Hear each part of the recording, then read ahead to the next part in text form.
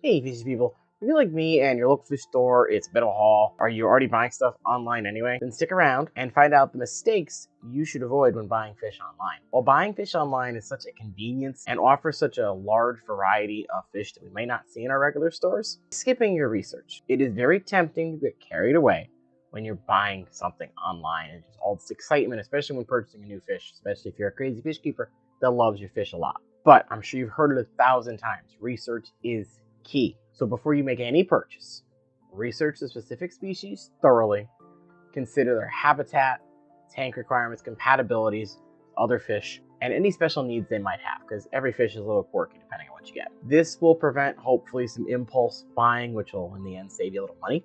It should also help with any compatibility issues or any unsuitable tank mate situations going on. But also you need to do some research on the actual company you're planning on buying your fish from, which is slightly different than normally your local store. You don't have to do too much research into them.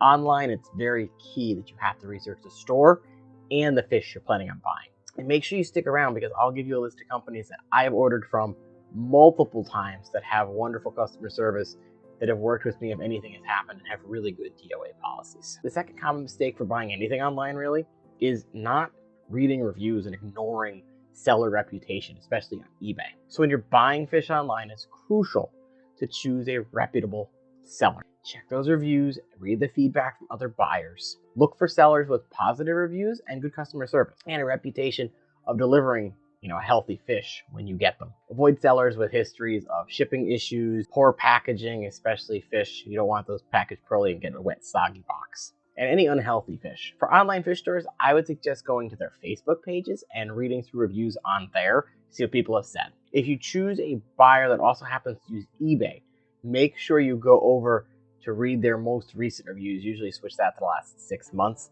Normally with reviews on anything, I always filter by 1 stars personally and just see why people are leaving 1 stars reviews, because a lot of the time it's for a really stupid reason, or it's for a reason that's out of the company's control. Like a lot of people complain about shipping, but that's on whoever the shipper is. It's not on the actual store that's saying, hey, here's a box of fish, it's 1 day shipping. Oh no, there's been a delay at our facility, we can't actually get it in a day, we're sorry. That's not on the store.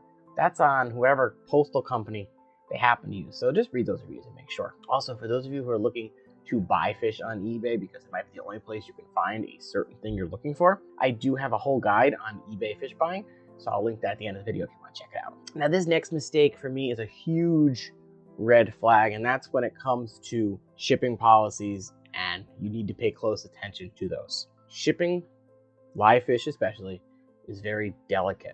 You have to package them a certain way, you have to use a certain type of shipping.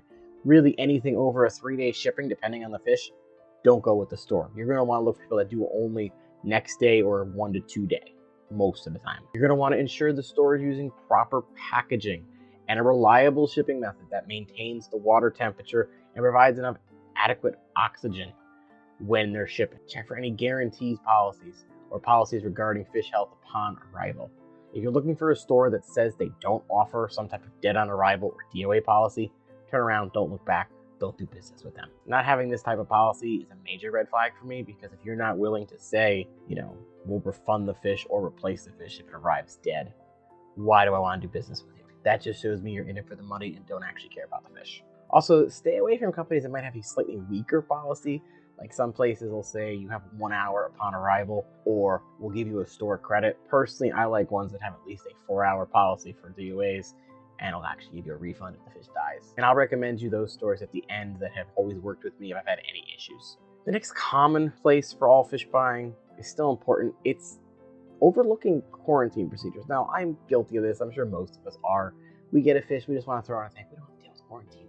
We just want to get in our fish tank and enjoy it. Now, when your new fish arrive, they should go through some type of quarantine process, especially wild caught fish, before you introduce them to your main tank. So for those of you that don't know about quarantining, usually you're going to take your whole new fish shipment, put it in a separate tank, and not add it straight to your normal population. So quarantine is going to help prevent any parasites or disease from getting into your main fish population.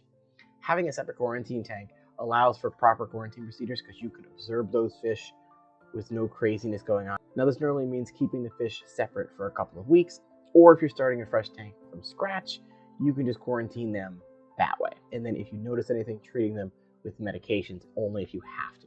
And if you're new to fish medications, I have a whole fish medicating video that you should keep on hand, and I'll link it at the end of this video for you. Now, the last mistake, before I give you, the channel approved online fish stores, is impulse buying. Now, we all know, if we're shoppers online, that we all struggle with that impulse buy. You go on Amazon, you put a bunch of stuff in your cart, and you're like, oh, it's a $500 bill, but I really want it all. It's even worse with fish, especially for those of us that really love fish and want all these different kinds at one time. You have to try to do some type of self-control, especially with a lot of the websites I'm going to suggest, because they'll have a wide variety. So to avoid this temptation of purchasing fish online, take your time, resist buying, carefully plan like you would when you go to the store. Make yourself a list. Okay, this is what I'm looking for.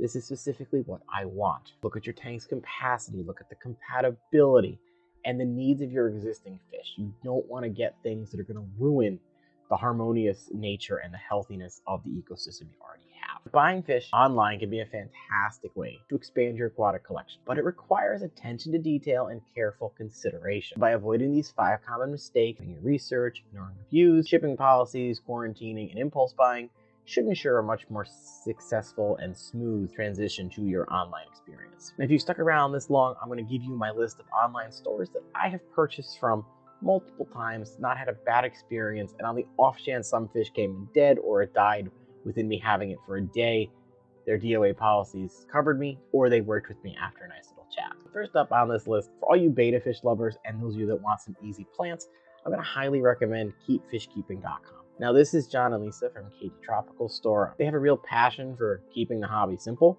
so they're not going to throw a bunch of crazy stuff at you. They have betta fish, they have snails, they have tropical plants.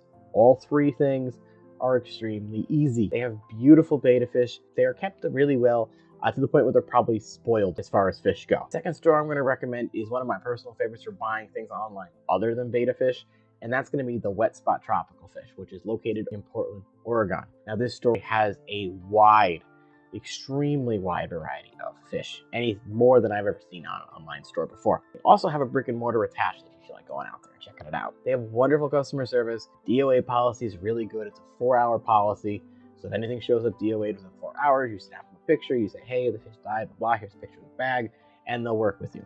Now, I also had an issue where I bought some tank-raised fish along with wild-caught fish. The wild fish came in fine. They're still living in this tank.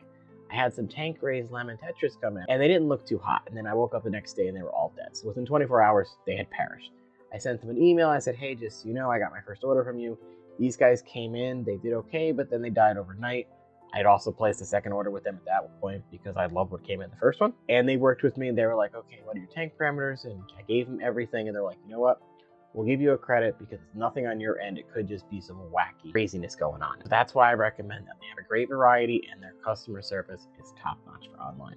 Last store on the list is going to be for all you African cichlid lovers. I'm sure you've heard of them before, but it's Live Fish Direct. They're an awesome company. They'll help you out if you're new to the world of African cichlids. So what I did is I sent them an email. I said, I have this size tank. I'm looking to get into African cichlids. What can I do? Is it doable? And they said, here's the selection you should look for on our website. Here's the number of fish you should get, minimum and maximum. Overnight shipping, no problem getting those fish.